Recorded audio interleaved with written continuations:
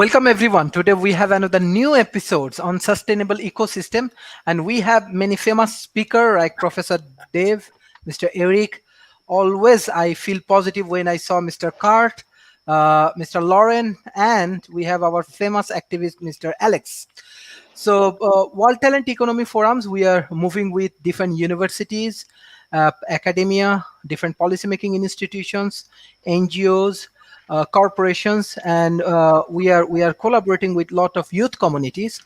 And I'm sure everybody is excited that when we are discussing on sustainable development goals, and I'm sure from Malaysia and Asia Pacific, many think tanks, they will observe our shows.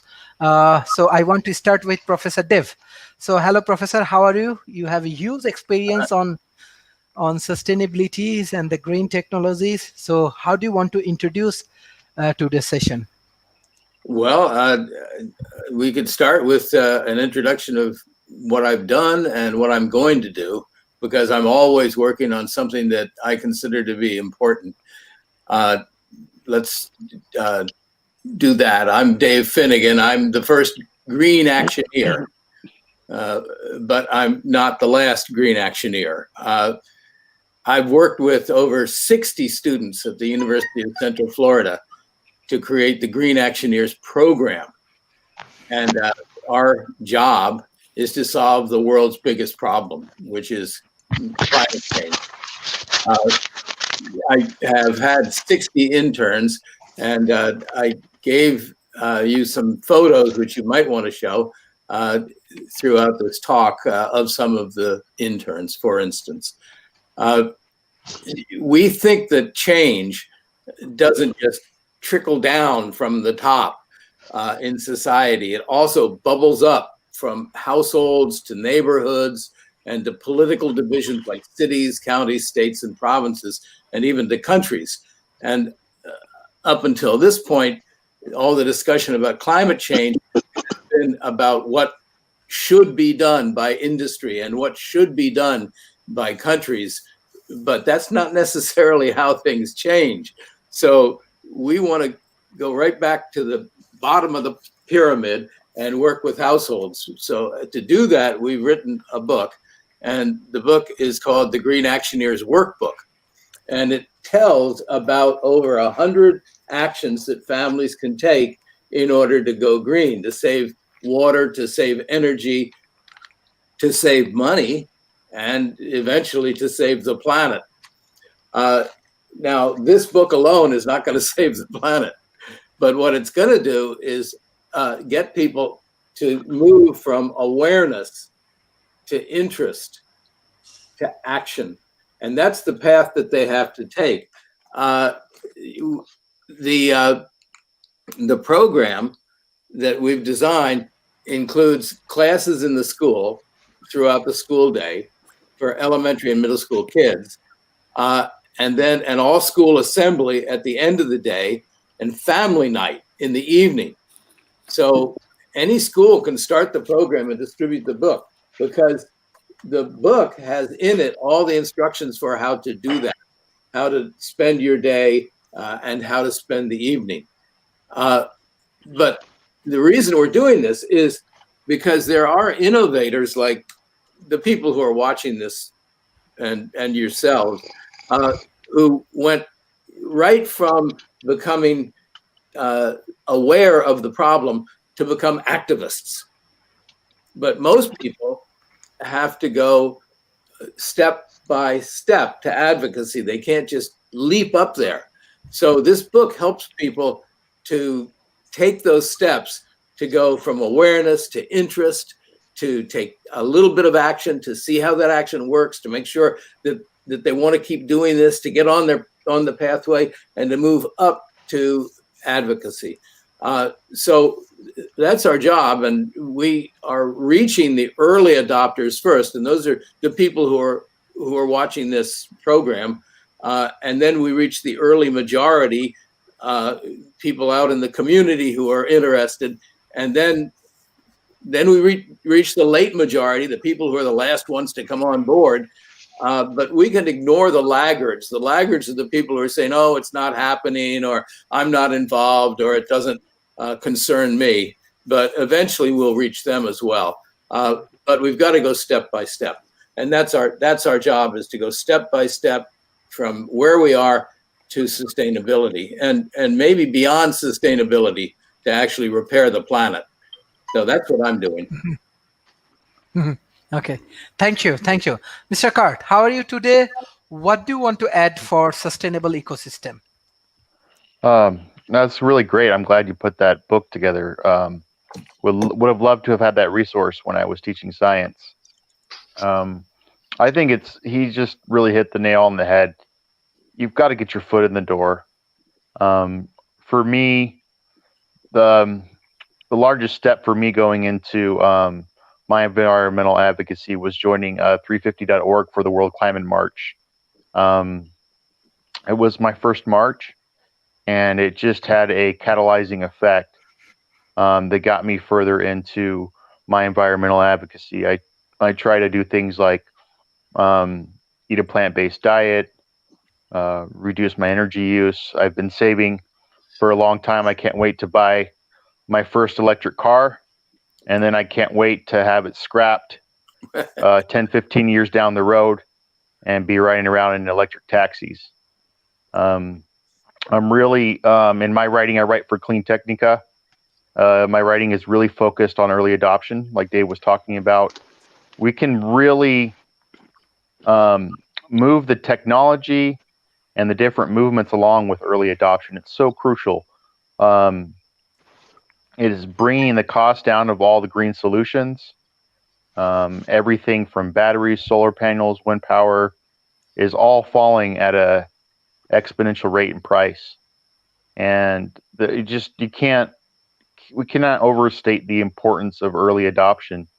I see a lot of nihilism for a lot of people concerned about climate change, and that's why I really like what Dave was doing. It's just you start out small and then it moves up further along. And in some ways, we're way behind. The news coming out in terms of where we're at emissions is not good. But the solutions are coming online at such an incredible rate. I cannot believe the progress we've made over the last decade. But I'll leave some time for the other panelists. Mhm. Thank you, thank you, thank you. Thank you, Mr. Paul, joining today. Thank you, thank you. Hopefully, we will discuss some interesting point last discussions. Mr. Eric, how are you? I know that you have a very interesting projects. So, how do you want to share your project information with our audience, and how we can build better ecosystem, sustainable ecosystem? Yeah, so one of my big passions is really getting people in the first world. And, I'm a permaculture practitioner, so I practice permaculture, and I'm really into plant identification and foraging, and amateur mycologist. And so I spend a lot of time in the wild ecosystems, and I see a very stark contrast between these wild ecosystems and the ecosystems that are being created around human development and human activity. Most especially, what first hit home to me was the fact that in the United States, we have over 40 million acres of invasive grass that we call the American lawn.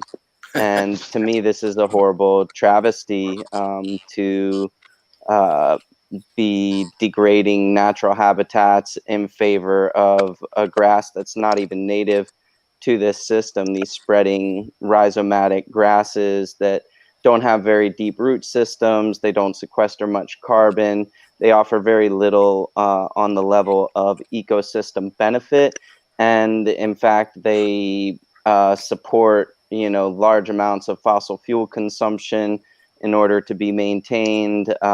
They are the biggest source of pesticide consumption because, when you've got a homeowner who's trying to get rid of weeds, they don't have the same kind of budget restrictions that an agriculturalist, you might think, oh, well, 300 million acres of grassland in the form of corn, wheat, and soy in this country, the monocrop agriculture, that's got to be more of a consumer of glyphosate and various other grass cultivation related toxins. But it's really not, because these farmers are only using the minimum effective possible dose because they have to watch their bottom line very closely. So what we find is that a lot more of the glyphosate that ends up in the waterways is getting there through residential consumption. And so a big part of what I'm promoting is to transform these lawns and the monocrop agriculture into forest gardens that will meet our needs through dynamic, diverse ecosystems that more closely mimic nature, while simultaneously enriching human lives and making sure that we keep ourselves supported well enough to continue this restoration work indefinitely, Mhm. Mhm. So Thank that's you. where Thank I'm you. at with it. Thank you, Mr. Eric. Mr. Alex, you are very much active with a lot of your initiative. So how we can build better sustainable ecosystem, and you have experience both in first world and developing nations. How do you want to share with us? Yeah, first, thanks again, everyone, for this panel. So we're all here. We're doing this because this is so important. I've never been a morning person. 20 years of my life, I've mostly woke up whenever I've wanted to wake up, excluding going to community college, and never been a morning person. And here it is at 7 in the morning. And the reason I'm doing this, other people in California and all of us around the world, this is really important. This is where we need to be spending our time. This is where we need to be dedicating our energy, just towards environmental education, educating people about climate change, and talking about solutions. As Eric just mentioned, lawns are a huge problem in the United States, and it's sad and disheartening that we have the money to grow all these lawns, to water these lawns, all the resources that Eric just mentioned going into lawns just because they look nice when we could be growing food, just good, healthy, organic food. So yeah, again, I'm a big supporter of growing your own food and the whole food not lawns movement and anything related to, we just need maybe more parks and less lawns. So before I go into a couple of these other subjects, I do want to mention Eric just said the word glyphosate, and it's derived from fossil fuels. It's a toxin. It's known to cause cancer or whatever else. So it's related to Roundup. And as I hear someone with the blower right here, which is also something most environmentalists don't like. So I actually had a chance to speak on council. It was the Pajaro Valley Unified School District council meeting. There was 13 of us that went up to the podium, and they were voting on banning Roundup. So I was the 12th or 13th person to speak. I mentioned all the reasons why it should be banned in the schools, because it is a toxin, and they unanimously agreed to ban it in their school district, and that was 34 schools throughout California. So I was just one of 13 people, so that's slightly under 10% that it took me to make a difference. So we need more people doing that, taking action, going to council meetings, saying their opinion, the scientific findings, and hopefully making a difference. So as Dave mentioned a few moments ago, how do we change industry? Yeah, of course, industries need to change. Of course, politics need to change. But you need to work at the base level. How do we get those things to change? Well, it's people, it's education. Who works in industry? Who works in politics? It's people. So the more we educate people about solutions and what the problems are, the more we can change this system systemically. Because as we've talked about and discussed in other shows, there's a large volume of misinformation, disinformation. Most of the time it's because of capitalism or other interests. So anyways, we're way behind. Like Kurt just mentioned, we're not where we need to be. So education is really important. So when I work on projects, it's kind of difficult when we're working on climate related projects, because if I see a whole bunch of trash that's causing a problem or, polluting a creek, I can go over there, pick up all of the trash, dispose of it correctly, and I feel good about what I accomplished. I see that there's no more trash. It's difficult to address climate change in that method because we do what we can to lower our carbon footprint, but we don't actually see the immediate results. So it's not as rewarding as cleaning up trash. So therefore, we have to use our imagination and just know that we're doing the right thing, that we're making a difference. And that's how I try to look at things. So as what was also mentioned, we got to go beyond sustainability. Sustainability, as the guy with the air blower thing is right outside of my car. We have to go beyond sustainability. It's, you know, we've caused so much damage to Earth. Sustainability is just not good enough. So we have to continue to work as hard as we can, manage our time the best that we can. And Dave's book sounds like a great source of information, a great source of knowledge. I would also recommend going to the Project Drawdown website and seeing how every option and everything that we do is mathematically calculated to offset carbon or reduce our environmental impact. I'd also recommend just spending time on Google, just, you know, doing keyword searches, having fun with Google, learning all the different subjects and categories. NASA has built a really cool area on their website that's NASA Kids, and it's about climate and teaching kids about climate change. I would recommend just searching some documentaries and watching some cool YouTube videos. Again, we have a lot of work to do in a very, very short amount of time.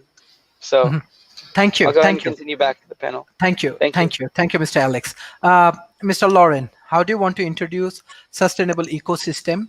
And I know that you have a lot of activities and you are trying to create some awareness campaign. How do you want to share your project information with our audience? So I want to start off by saying I'm the founder of Climate Change Guide, which is a website about climate change. It gives a lot of general information. I shared on the private chat a link from nasa.gov. So basically on NASA's website, they just mentioned that 2020 is tied for the warmest year on record. It's tied with 2016 as the warmest year on record. So I think that's very important information for people to understand. And now for sustainability in general, I think it's very important that people understand that we need to invest in green technology as soon as possible. We need to, for instance, invest in solar power, wind power, and many other forms of renewable energy. So just to give you a list, so 2020 is tied with 2016 as a hottest year on record. And the top 5 years, not including 2020, are 2016, 2019, 2017, 2015, and 2018. So the last couple of years were actually the hottest years on record. And this should be very alarming. We need to start moving very fast. And also I want to point out that if societies plant a huge amount of trees, if we can plant like 1 trillion trees across the whole planet, that will take a lot of carbon out of the atmosphere. And that would be a very big boost to our efforts.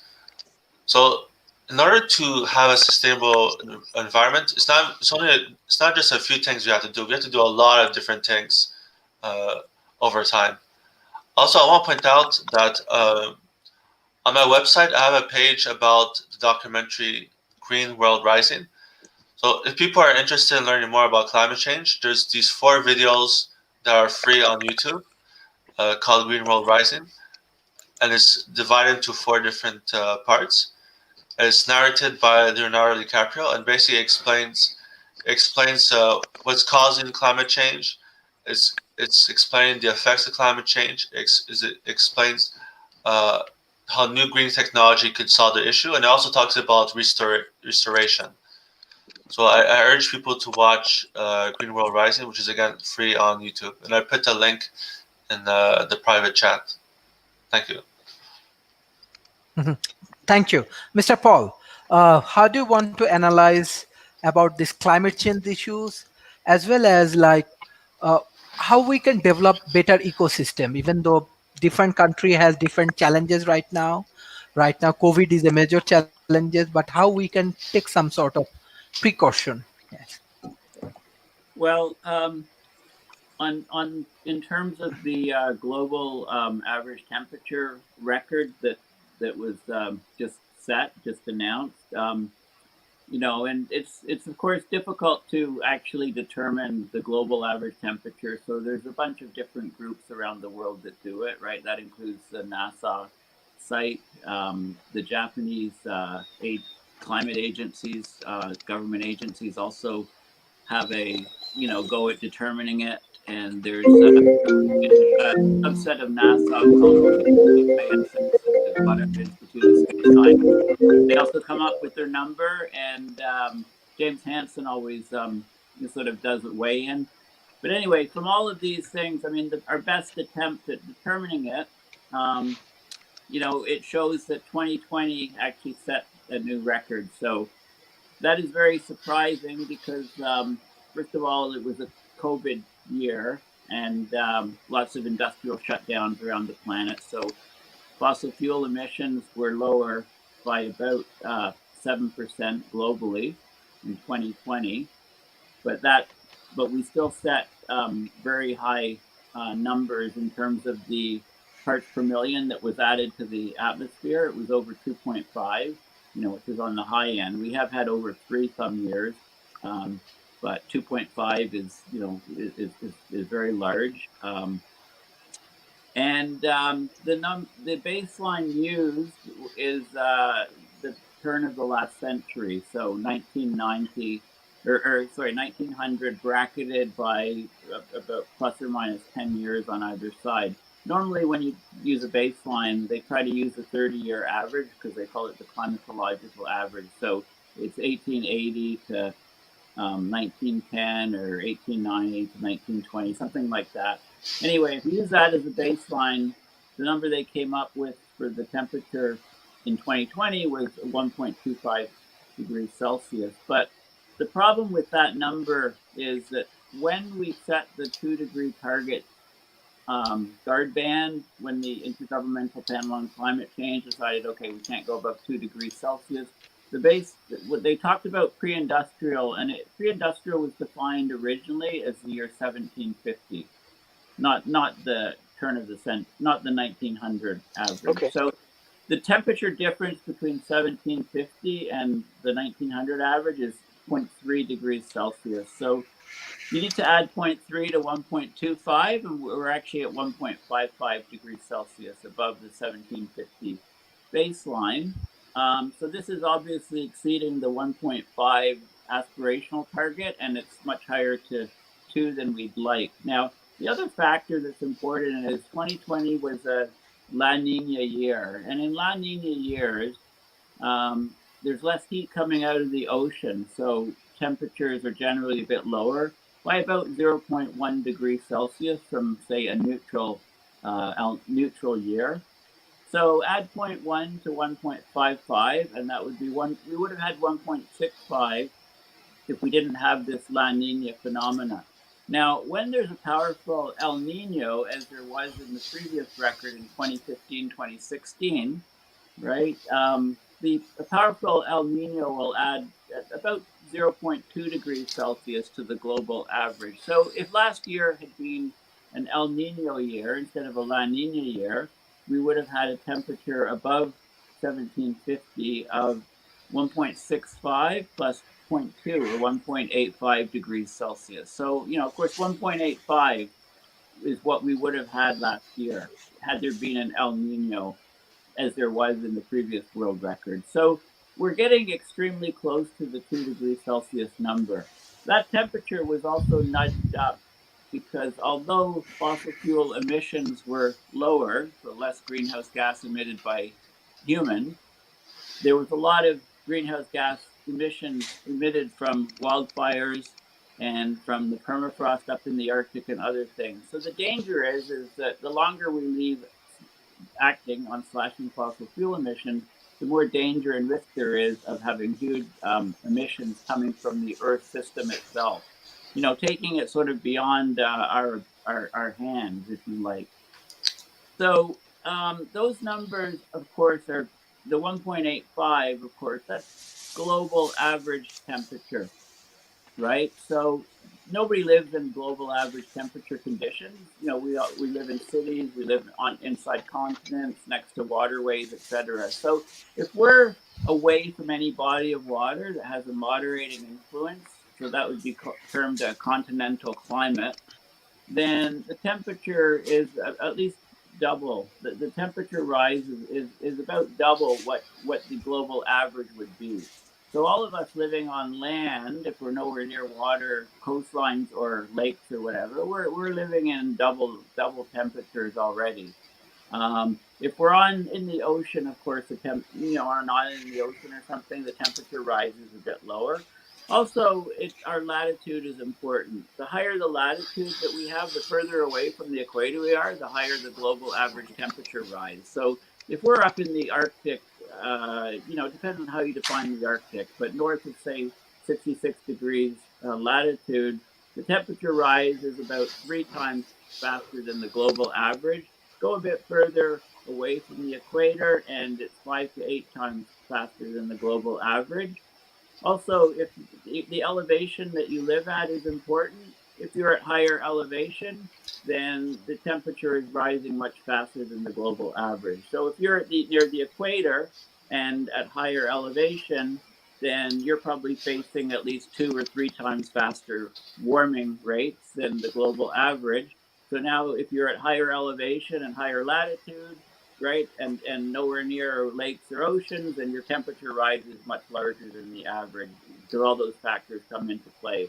So it's important to keep those numbers into context, because always check when you hear of temperature anomalies, always check what baseline is being referred to. Often now people even refer to the 1950 to 1980 baseline. Of course, that's already way higher than the 1900 baseline, by at least 0.3 degrees Celsius as well. The other factor is that we're in a solar minimum, so sunspot activity is very low. And Mhm. now sunspots are dark, as you know, on the sun. So darker areas are cooler areas on the sun. So you would think when there's lots of sunspots, lots of dark areas on the sun, the sun's putting out less energy, less solar radiation. But the opposite is true, because the areas, when a sunspot forms, the area around the sunspot is actually putting out more energy because of the way the magnetic field is aligned. So there's actually, when there's very few sunspots, the sun's putting out less energy. Not a lot, it's about 0.1% less energy, but that's also leading to, you'd expect that to result in a slightly cooler climate. And we're in a solar minimum, and in spite of that and all these other factors, we're setting new temperature records. So when things are aligned, when we're not in a solar minimum, when we're in a powerful El Nino, and then watch out. We're going to blow past that 2 degrees Celsius record. And of course, with the coronavirus and industrial shutdown, you don't just put out CO2, right, from industry. You put out aerosols, particulate, and because we put out a lot of when there's a lot of aerosols and particulates put out, they block some sunlight, and this is the so-called global dimming factor. So in 2020, we had, with industrial CO2 emissions down about 7%, then definitely aerosol production has been down about 7%.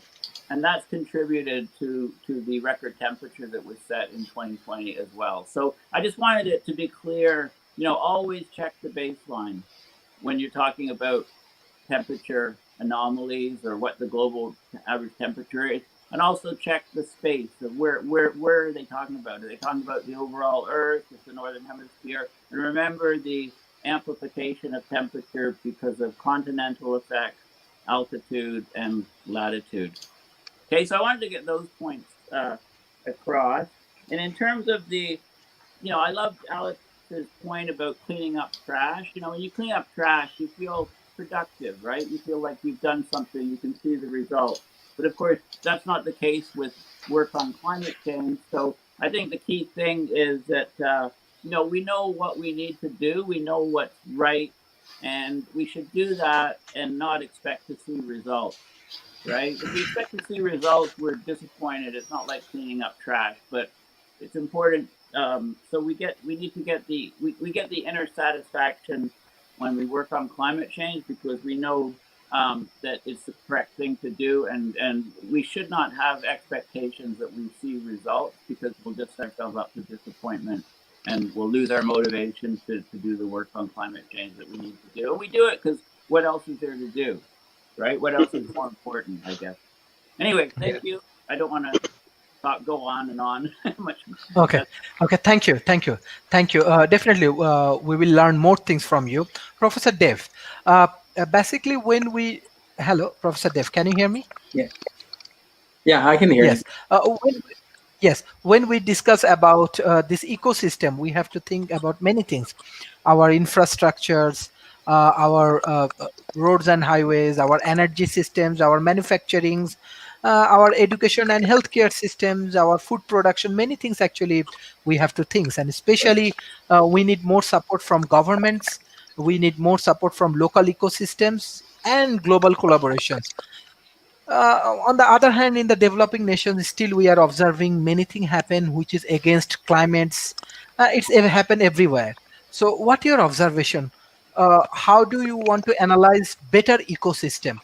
Even in the COVID situation, we are now we are in a horrible situation. Lot of challenges we have. Well, I think that if we look at it from the top down, it looks pretty dismal. I think all I can do as a citizen is handle my space around me. And I want people to get that idea that they should be doing around themselves what they want the planet to do. And everybody has to do that. So everybody has to get off of glyphosate. Everybody has to minimize their purchases. Everybody has to reduce their consumption of products that require a lot of energy input, including the food we eat and the products that we buy that sometimes are made far, far away and shipped to us at great cost in terms of carbon. So my work is with, and it should have happened 20 years ago, but as they say, the best time to plant a tree is 20 years ago, but the second best time is right now. And that's the way I feel about what we're doing. The Green Actioneers workbook has over 100 things in it that I call drawdown for families, because every family has to do their own drawdown, and every household has to go to their neighbors and talk about what they've done. And then those neighbors have to go to the community, and then the community has to change. And then we get counties to change, and then cities, and then the country. The problem is that all the talk so far has been at the national level. Here's what has to happen, as if somebody's going to impose this on us. But unfortunately, that's not the way it works. We don't get change imposed on us. Change happens because we change. And so the book is recognizing the fact that we have to go from awareness to interest to involvement to reinforcement to adoption of a new clean green lifestyle, and then through the reinforcement of our neighbors, we finally get to the point where we are adopters of this lifestyle and advocates for others to join. But that's a very slow process for everybody except who's on this call. Those of us who are on the call went from awareness to advocacy in a leap. We saw Al Gore's movie, or our professional bent was toward this, and then all of a sudden we became advocates. Most people don't work that way. Most people have to be brought on board a step at a time, and that's what we've got to do. And I know it's difficult and painful and takes a lot of time, and that's the way it has to be, because unfortunately we can't just flip a switch and all of a sudden everybody decides that they want to go green, and everybody stops shopping, and everybody eats local, That doesn't happen. So we've got to do it step by step. Now, the reason I wrote a children's book is because it's not a children's book. It looks like a children's book because it's a coloring book, and it also has word searches and games in it. But it's in English and it's in Spanish, and it's for the parents and the kids to work on together. So it's a family book. And the reason that it's spiral bound is so it'll lie flat on the floor or on the table, and the kids can color the book, and then the kids and parents can work together on the thing that is the topic of that page. So that's what we've got to do, I think, is start at the bottom and work our way up. And unfortunately, most people want to start at the top, and they can't get down to the bottom because there's so much resistance. Thank you. Thank you, Mr. Cart. So when we discuss about ecosystem, you are tech specialist. So how do you want to like add different kind of technology for this sustainable ecosystem? Well, it's one of the best things that a person can do is look at getting solar on their home, or if they can't get solar on their home, we have increasing amounts of community solar, where a nearby solar farm is put in, and then people in the community can join together to own a piece of that community solar farm.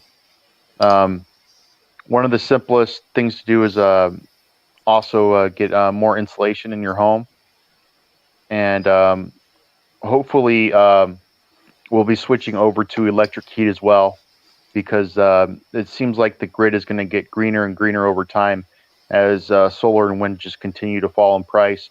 I just wrote an article yesterday in Texas, which is not a environmentally conscious state. Now we have more wind power producing electricity than coal, and we've got these turbines that are just going sky high. They keep getting bigger and taller and more efficient, and hopefully we're going to have some material chains coming along that are going to allow that to continue to scale up. Eating a plant-based diet is crucial. It's also healthier. It's also kinder towards the animals that are raised in agriculture. I really liked that permaculture was brought up. I had the opportunity to live in 2 intentional living communities where we had shared permaculture gardens, and there's nothing like eating food right off the plant. It is just so healthy, and it gives so much energy. So, the thing I love about permaculture too is you can start off simple with, some a little bit of kale or chard or some different spinaches that are just real easy to grow. If you don't have dirt, get a bucket, put dirt in it, and hopefully in my town here we have community gardens. They have grants. If you can get 8 people together, you can start your own community garden, and those ones are really successful because it spreads the work out over more people, and there's probably people like Eric, who have more expertise that can teach the other people to do it, and then you can go and, organic greens are not cheap, but they become really easy to grow. It's amazing how much that we have to pay for our food, and then it's, when I go to the supermarket here in San Antonio, Texas, the greens are being shipped from halfway across the country, and so it's just, one of my favorite food rules from an author, Michael Pollan, is, spend more, eat less. So, spend on your local farmers who are growing good food, and eat right, because, the West, we have an epidemic of obesity, and that's unfortunately is now even starting to spread out across the world. So, if you're watching from a different country, don't try to be like us Americans. Don't buy our products. They're not good for us. They're not good for the planet. I just love being on something like this. I was trying to watch some sports the other day with my father, and it was an old pastime, but I can't stand the commercials. And it's so neat that we've got opportunities to do something like this to sit here and listen to all the expertise on this panel is just so much more interesting. And while we've got a huge challenge ahead of us, I think it's encouraging that we've been able to see it and that the solutions are there. And hopefully we'll have a way to get carbon out of the atmosphere as well. We don't want to rely on that. We don't want to talk about that on a public-wide level, but it's something that's getting more and more research because we're far behind. Thank you. Thank you. Thank you. Mr. Eric, my questions to you, because from the developing nations, what I'm observing, long times we destroy our ecosystem. Long times, actually, our agricultures, our system, many things we are destroying with the help of different multinational big companies. And I know that every country, even in Malaysia and different countries, they have their own the agricultural ecosystem. Uh, but in this COVID periods, we are observing, yes, we have a lot of challenges and many more things, and still we have to improve a lot. So what do you want to add about this ecosystem, especially agrobase ecosystem? Oh my goodness, I could go on and on for days with how destructive the the agrobiz industry is, especially in places like Malaysia. And what I would say to people in tropical parts of the world and so-called developing nations, I would say that you are much more developed than you give yourselves credit for, and that preserving and maintaining traditional land management strategies is definitely much wiser than selling out your resources to multinational corporations, because they'll come in, you'll get a relatively small payday, you'll get a handful of the modern technologies and comforts and conveniences, and it will be at a cost that is irreparable damage to your habitats and to your ecosystems. So in spaces like that, I would say definitely, looking to permacultural solutions, permacultural systems where you are utilizing agroforestry types of techniques and utilizing multi-layered forest gardening systems in order to secure your own food. And then on the level of, because I know that this technology and industry that you see in the US, it seems so appealing and it seems so comfortable and wonderful. But I would say, before aiming to adopt a Western lifestyle, take a look at the obesity rates, take a look at the rates of depression. More than half of our citizens are on some kind of a pharmaceutical drug, either for health reasons, on a physiological level, or on a psychological level. Um, our rivers are becoming more and more polluted, and resource extraction is not a wise strategy for long-term wealth generation. If you really want to get access to some of the more modern conveniences, look into developing small-scale solar systems. Look into, if you want, everybody needs energy. We all need energy in this modern world in order to, access the technologies that we want to enjoy. And I would say looking to things like wood gasification is an excellent source of energy, because especially in tropical places, you can grow the biomass that you need in order to generate the energy that you want to consume. And then if you do it properly, the byproduct is that 50% of the carbon contained in that wood can be preserved and turned into a product that's called biochar that builds soil carbon. It then becomes what's called recalcitrant soil carbon. This means carbon that is persistent in the soil over many, many, many generations. And one of the things that is now being discovered is that in places like the Amazon, the Mayans were implementing biochar just as a soil building technology.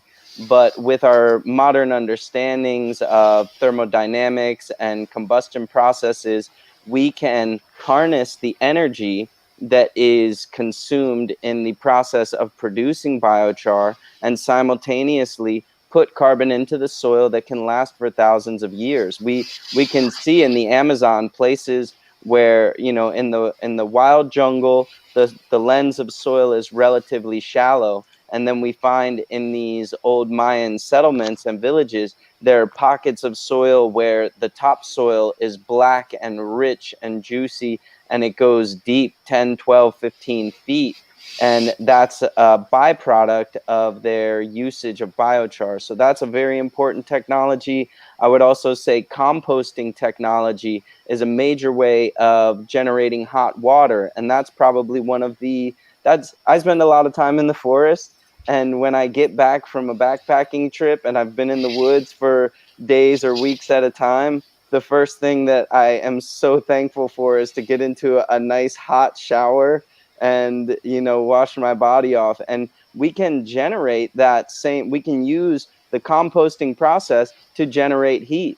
And I know that heating houses isn't such a big deal there, but in more temperate parts of the world, utilizing that composting process to heat our living spaces. You know, there's so many technologies that we can utilize that generate energy and simultaneously build soil. And I think soil is really the key that we need to focus on for sequestering carbon, because in this little lens of topsoil that is just beneath our feet, we have 3 times the amount of carbon that is in the atmosphere and 4 times the amount of carbon that is in all of the living vegetation in the world.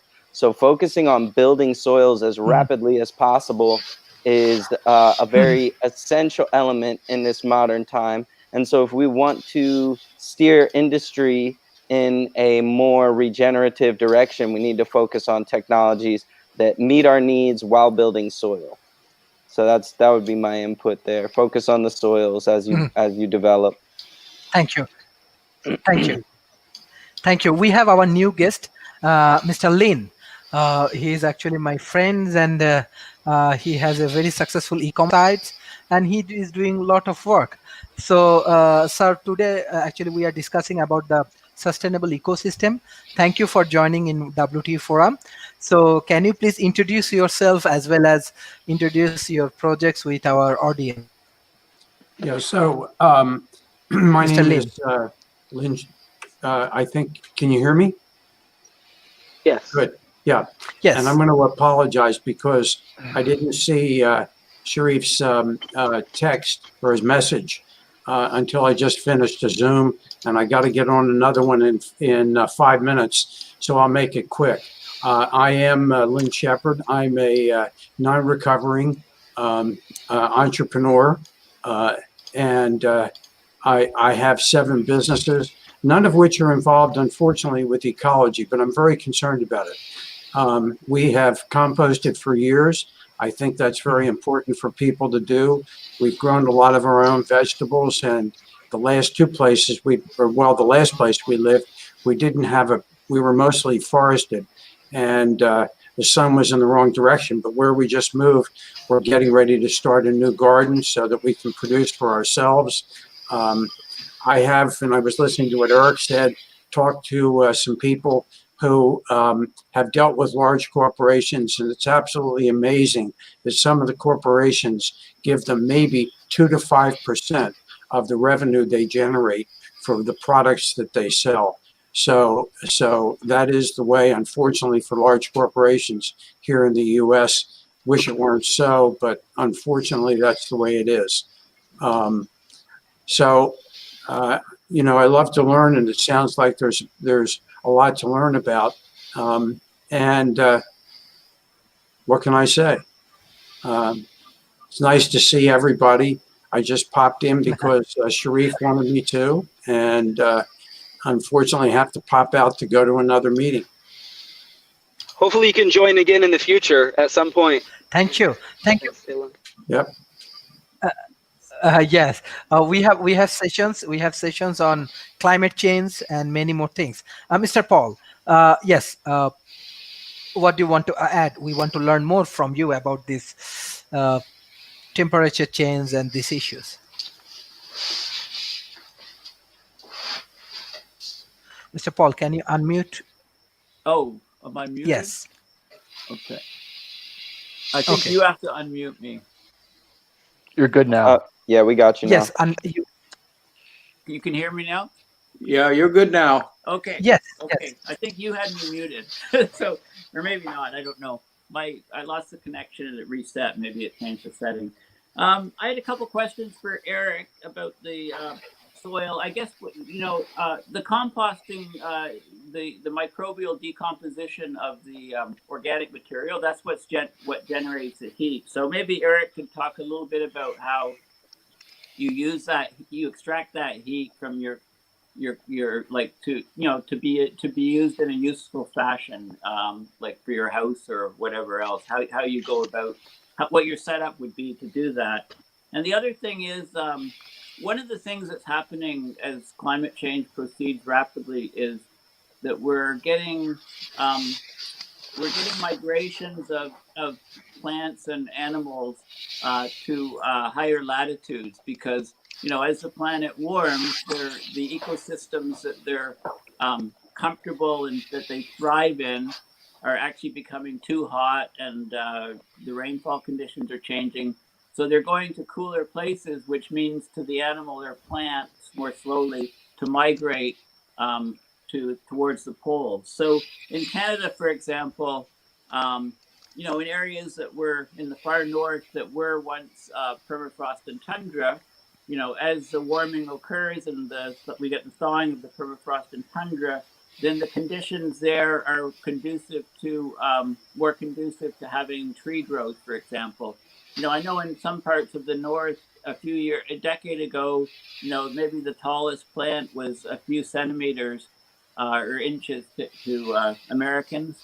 But now, you have forests starting that are maybe 6, 8 feet high or something like that, within the space of a decade. Now, so in order for these forests and things to develop, of course, the soils need to be decent. Now, most forests, most trees in the north are coniferous trees. So they're not deciduous. They don't lose their leaves. When you have deciduous trees, you get a lot of leaves falling in the winter, and that creates litter and builds up the soils. But when you have mostly coniferous forests in the north, it's only the needles that fall to the ground that can be decomposed, and the soils are very acidic also. So the soils in Canada in the north are known as very, very young soils because they were all scraped off from the glaciers. And when the glaciers left, it was barren rock, and then it takes a long time for the soils to develop. So they're very thin soils. So my question, I guess, is, Eric, have you thought of ways that we could actually increase the speed of the process of developing soils that can then sustain forests in the north? Can we somehow, in regions where the climate is now conducive to having forests in the north, for example, if we planted, tree planting processes. I know my son is actually going to work this summer on tree planting in Northern Ontario. A lot of Canadian youth have done that at some point, in the last number of decades. But there are technologies using drones to drop seeds or using aircraft to drop conical pieces like trees that are in a little cone of soil, and then they're dropped from an airplane. And then if it's in a marsh or a bog, they'll just stick right in. So you can, there's different robots that can plant trees. So maybe you can talk about some of these issues. I'd love to hear what you think about that. Yeah, absolutely. So definitely, I would say incorporating more soil carbon is a major issue, and in places like Canada, you're talking a very cold habitat, and So we want to always look to which plants are doing the best in an area in order to select the species that are going to be the pioneers. And I didn't get to spend a whole lot of time there, but to your point of incorporating more deciduous trees, which I do believe is very important because, as you said, pine barrens, there's a reason that we call them pine barrens, and it's because almost nothing but pine trees grow there. And deciduous trees are going to support a much wider range of mycorrhizal fungi, which is another very important part of bringing more carbon into the soil. There's a particular type of soil mycelium known as Glomera mycota, and they produce a compound called glomulin, which is another very stable form of soil carbon. And we need these diverse mixed deciduous forests in order to support that. So in Canada, I would say incorporating trees like, I'm sure the birch trees do very well up there, as well as hazelnuts are tremendous on so many levels in that they grow very rapidly, they establish in very dense colonies, they spread rhizomatically to a small degree and form dense clumps. They support hundreds of different insect species, and they produce a lot of biomass. Plus, being in that birch family, Betulaceae, they have a very dense wood that is very favorable for coppicing, and they simultaneously produce food for wildlife. So you have multiple within permaculture. We're always looking to solve problems, where one solution addresses multiple different problems. So by planting out hazelnuts, one, we are encouraging small rodents, which then they are going to move nuts around on their own.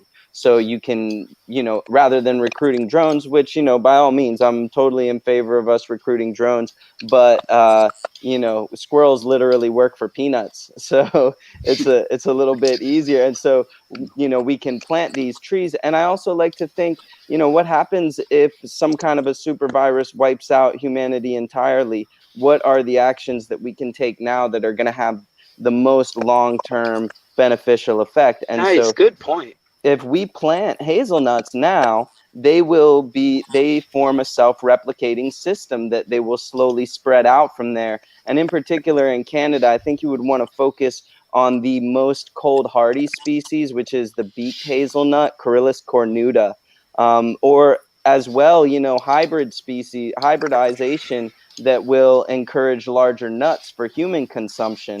But the real benefit with the hazelnuts is that it's going to promote this wildlife activity that then encourages this spreading of the deciduous habitat. The other thing that I would say is in Canada, there is a tremendous need for heating, right? You need to keep your houses warm. And so I would say rocket mass heaters are an excellent way to heat households with coppice crops. And again, that hazelnut can be used as a coppice crop where you cut it down and it regrows. And that's a tremendous advantage. There are a few oak species that grow in Canada as well, if I'm not mistaken. Is that correct, Paul? I haven't spent much time up there. So yeah, oaks are another excellent hardwood species that can be coppiced. And if we can design our rocket mass heaters and wood gasifiers in such a way that we can extract the biochar when the burn process is halfway through, then we can put half of that carbon directly back in the soil, and it will be very stable in the soil in that regard. And then the other question that you had with regard to utilizing the heat from compost mounds. I put a couple YouTube links. There's a French inventor named Jean Pain, and he developed what is called the Jean Pain mound. He was an arborist and had excess piles of wood chips laying around. And he noticed that in the core of those wood chips, it was very hot and steaming, even on a cold winter day. And he thought to himself, let me bury a water tank in there and see what happens.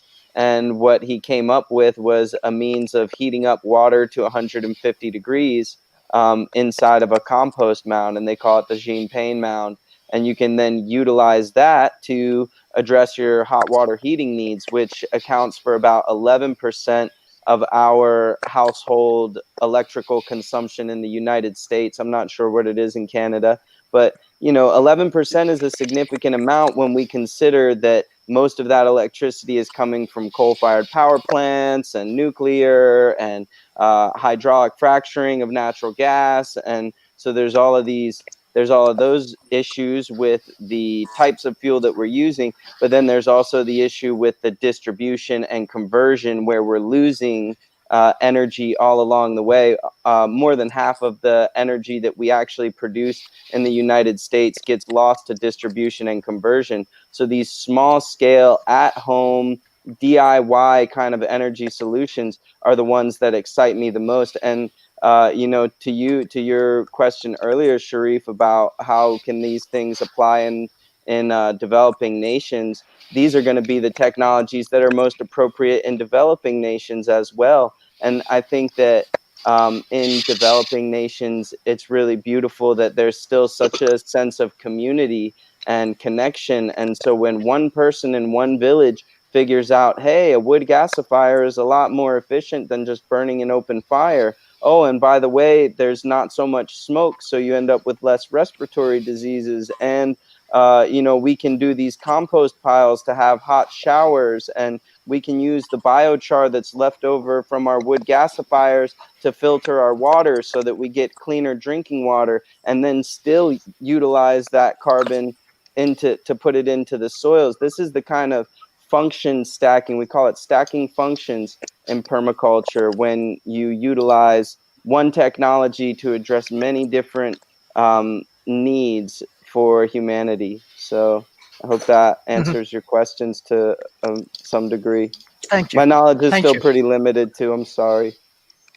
Thank you. Mr. Alex, I think you want to Yes. share many points with our audience. Yeah, no problem. Sharif, when you have a chance, could you please bring up that graph with all the colors? The temperature graph Yes. after what Paul was talking about. It's a little outdated, but it is relevant to this conversation. So I do have the definition right here for permaculture, because we have people watching these videos from around the world, especially throughout Asia. So it says right here, permaculture, the development of agricultural ecosystems intended to be sustainable and self-sufficient. So permaculture is an important word when it comes to sustainability and how it correlates.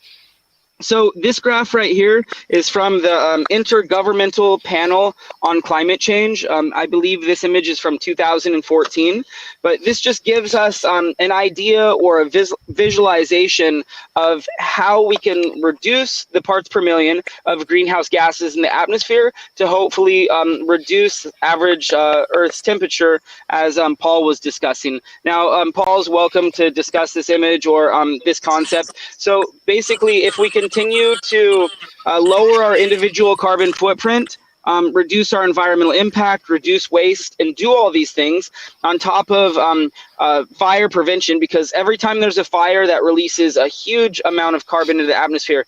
The pine beetles that are spreading throughout North America and other parts throughout I think it's Russia, is also releasing carbon into the atmosphere. So everything that we do to keep carbon, we've also been discussing just composting and not using glyphosates and not killing all the mycorrhiza fungi and the beneficial bacteria and stuff that Eric's mentioned. So those are all forms of carbon sequestration. So if we can keep carbon in the soil, if we can keep the carbon in the trees, if we can stop burning fossil fuels and keep it in the ground, we can lower the parts per million of greenhouse gases, which is oxygen, methane, nitrogen, all these different compounds, which accelerates climate change and the increase in temperatures and atmospheric temperatures. So this chart's really cool because it shows us that there is hope if we lower the parts per million. So right now, I think we're probably, I haven't looked at it for a while, but we're probably around 420,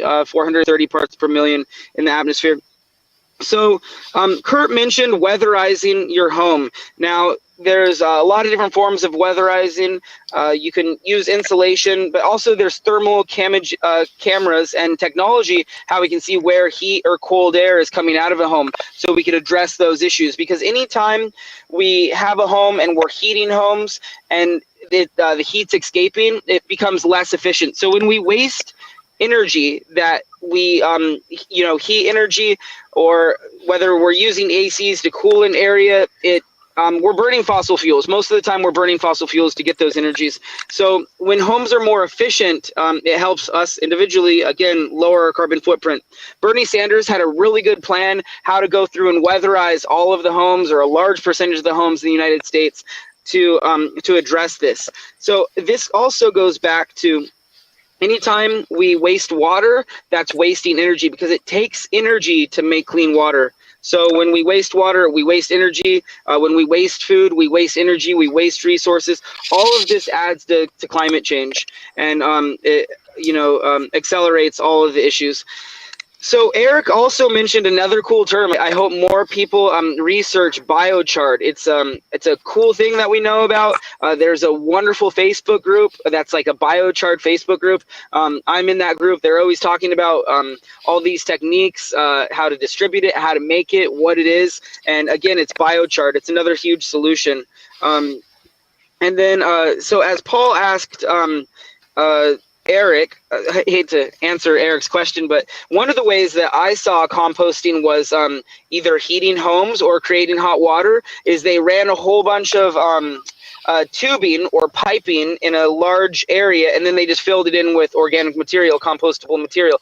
So as that composted, as it heated up, the water running through all those pipes is what created hot water.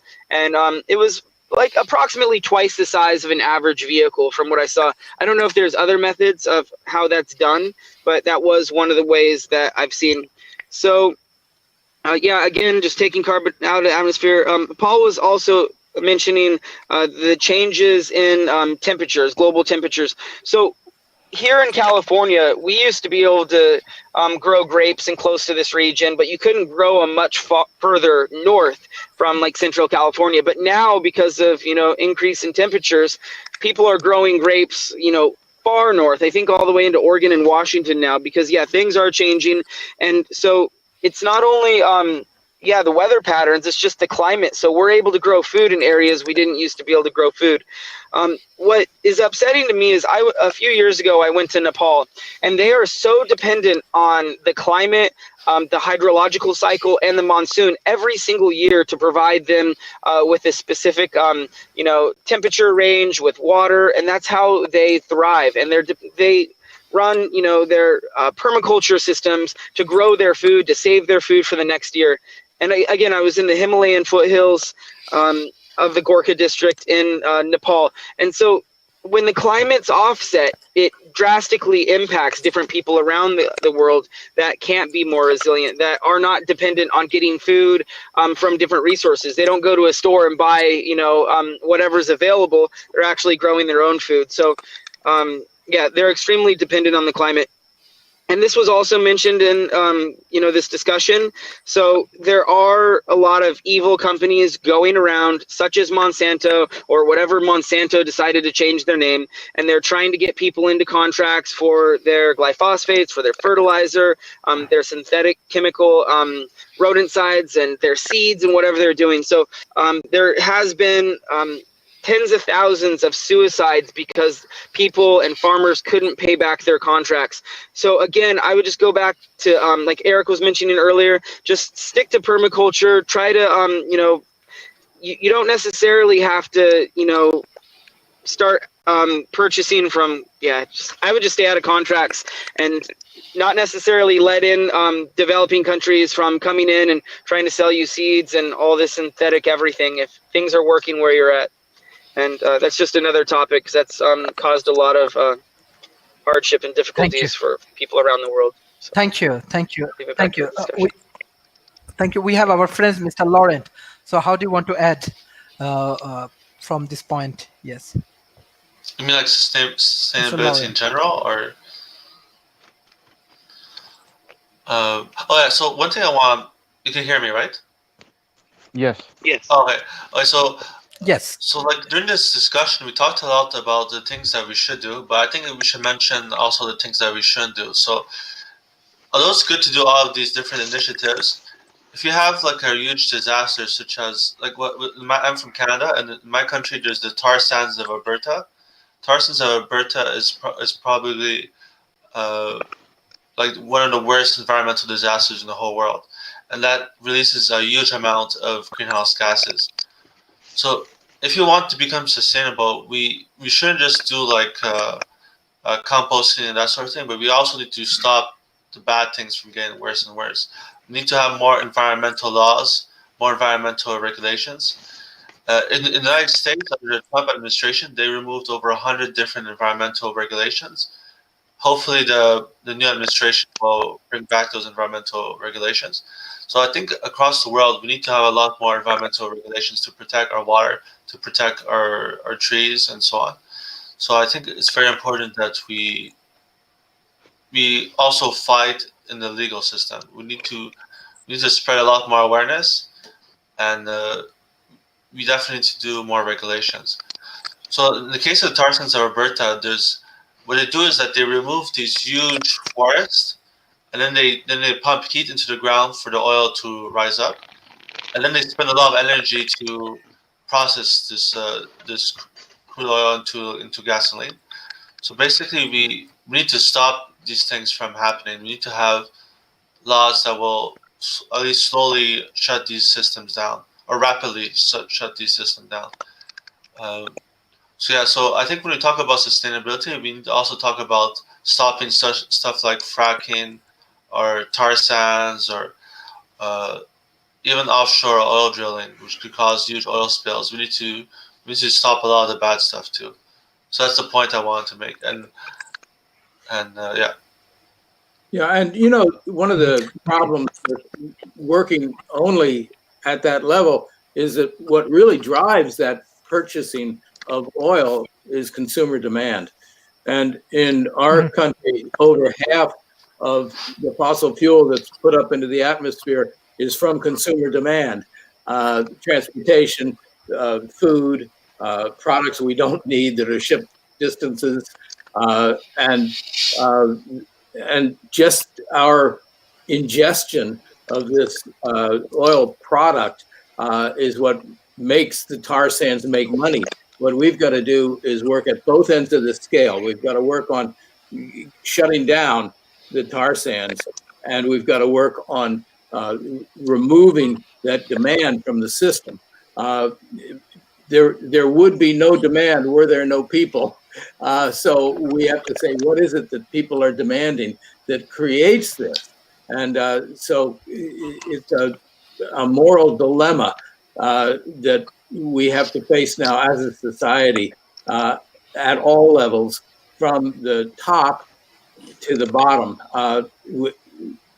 Maybe it was 10 years ago that I went with Bill McKibben and 1,200 of my closest friends, and we got arrested at the White House in Washington, protesting against the tar sands. But here it is, a decade later, and we're still talking about shipping that very, very destructive oil across the United States. And they haven't been able to stop the Keystone XL pipeline, even with all that protest. So we've got to work at both ends of this. We have to, yes, work on government to shut down these things and industry to shut down these things.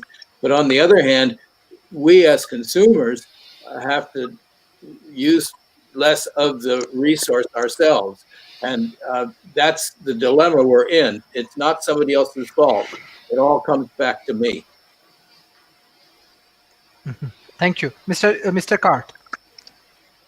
Yes. Can you hear me? Yes, I can hear you. Yes. Yes. What point you want to add with Mr. Dave and Mr. Eric? Yeah.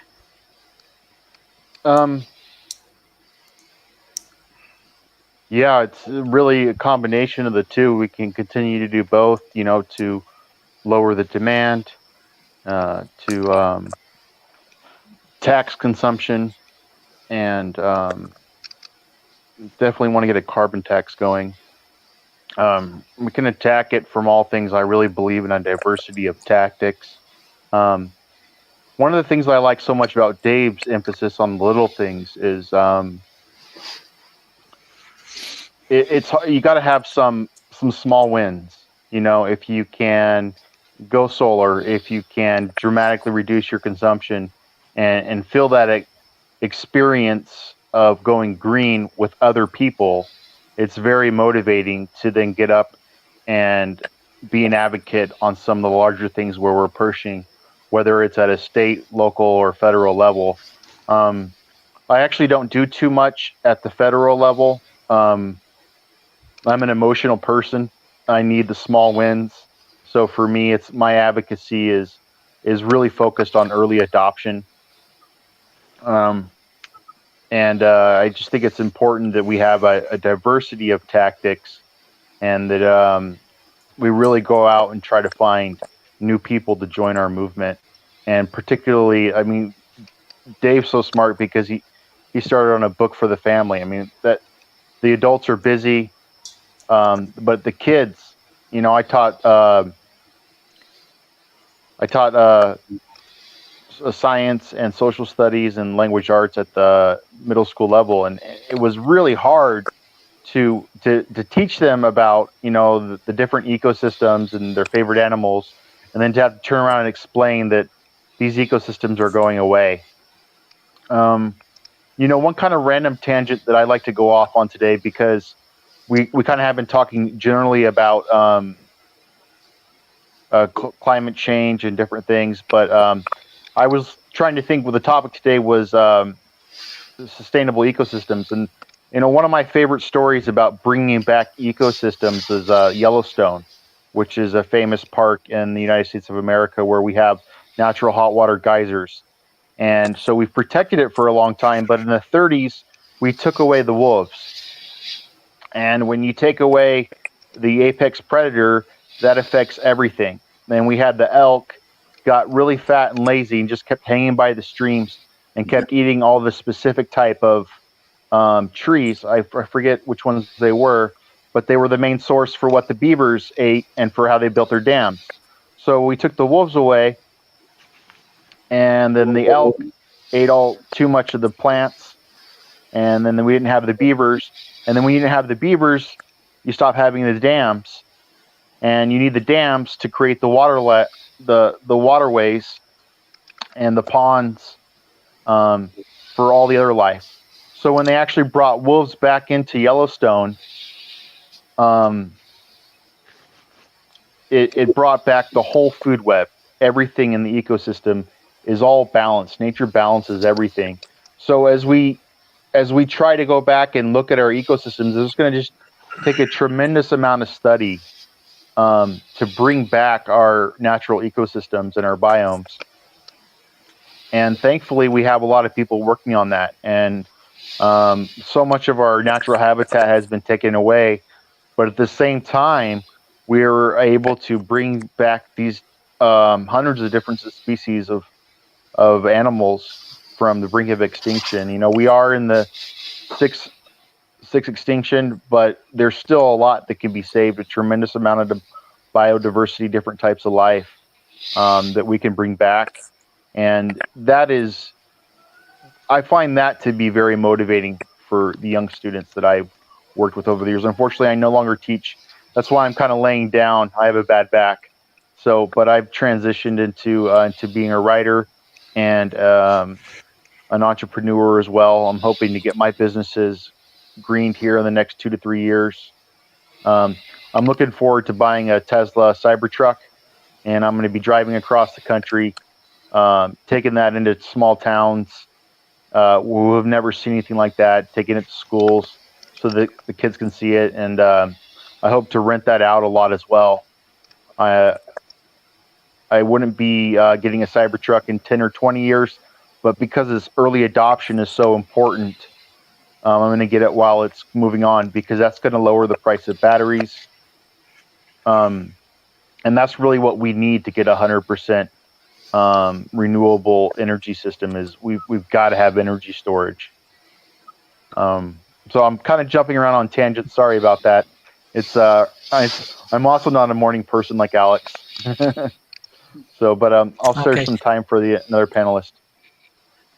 Okay, thank you, thank you, thank you. For our audience, I want to share tomorrow we have a full session on climate change, as well as day after tomorrow we have a session on the green technology, specifically green energy. So we will discuss more. So I request all of the panelists, if you have time and everything, and you are early riser, you can join in our session. And I'm sure with your contributions, millions of people from different university, school, college, many youth community, they are really engaged with our World Talent Economy forums, as well as this year's April we have a big conference. Those who join as a speaker, then the audience, definitely we will recognize their contributions in our conference.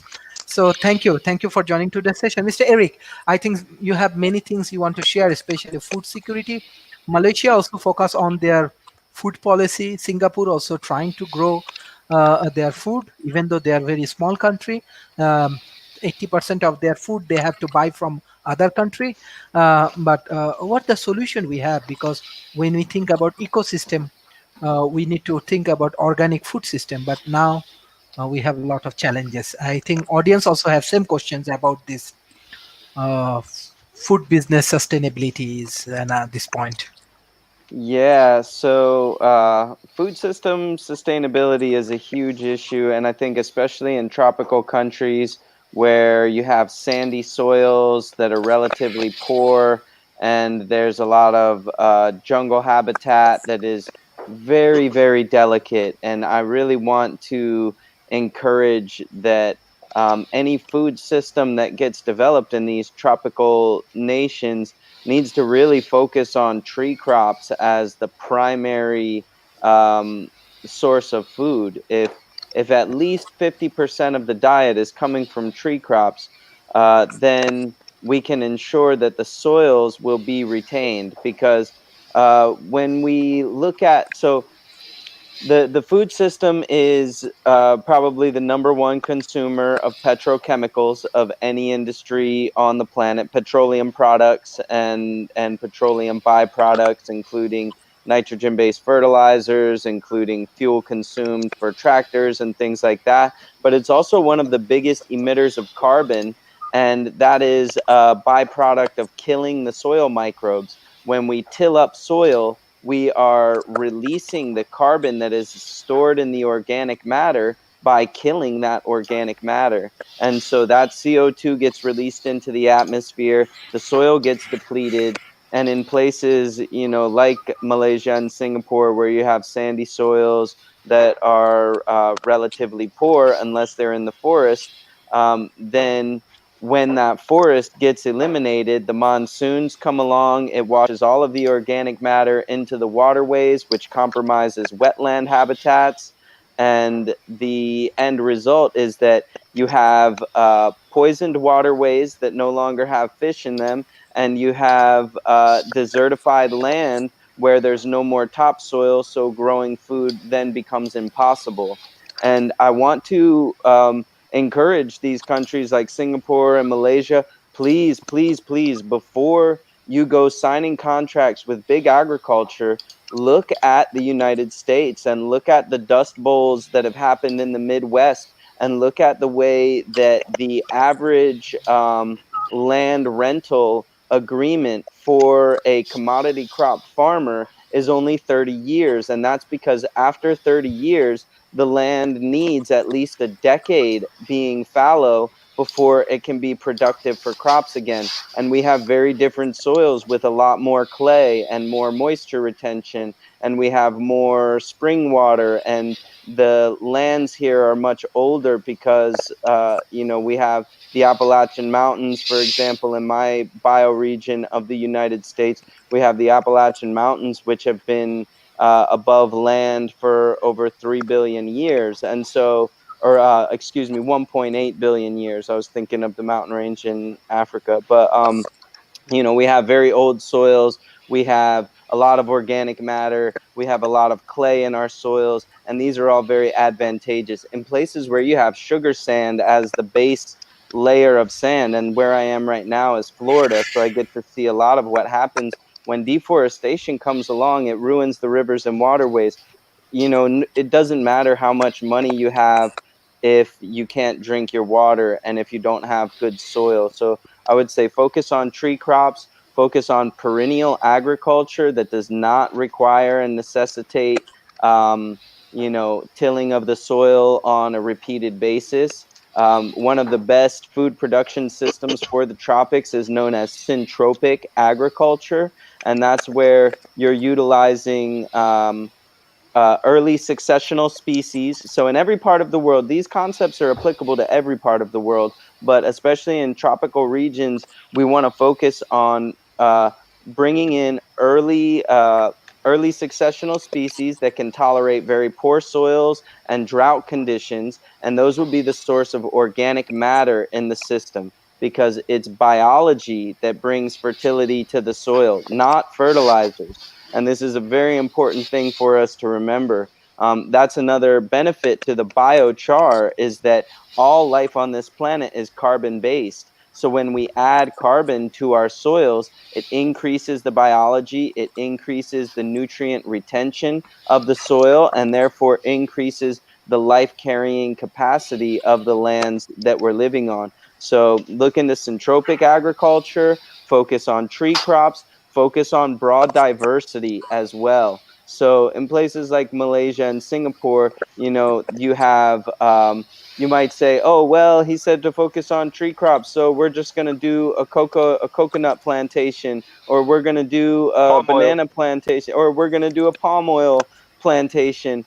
And when you have monocropped agriculture, you're opening yourself up to pest pressures, because if a new pest comes along and figures out how to eat that particular species and variety of plant that you've centered your entire agricultural system on, then that you're in a very precarious position. So we're not looking just at sustainability in these systems. We also want to focus on resiliency, because I think with my stomach a lot. I'm a very hungry person. I love food, and I always want to make sure that everybody's very well fed.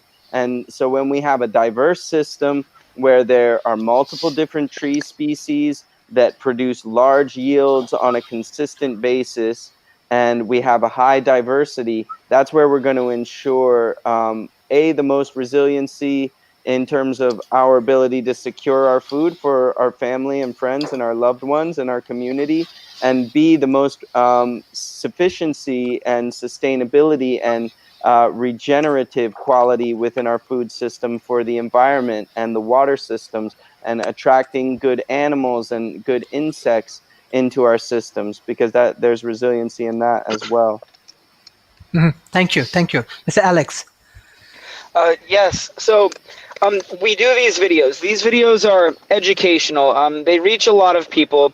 And I've actually lived in a permaculture setup. I had my hydroponic system. I had my aquaponic system, my worm bin with composting tea. I had my indoor greenhouse, my outdoor. I had my cargo shipping container and a water tank and rainwater catchment, a solar hot water heater. I had my chickens for eggs, and I had some rabbits for meat. So I had the whole permaculture system. So I've also taken two agricultural classes, edible plants and landscape. So I understand most of what Eric's talking about. The people watching this video, I just want to say everything Eric's talking about, I understand it's really important.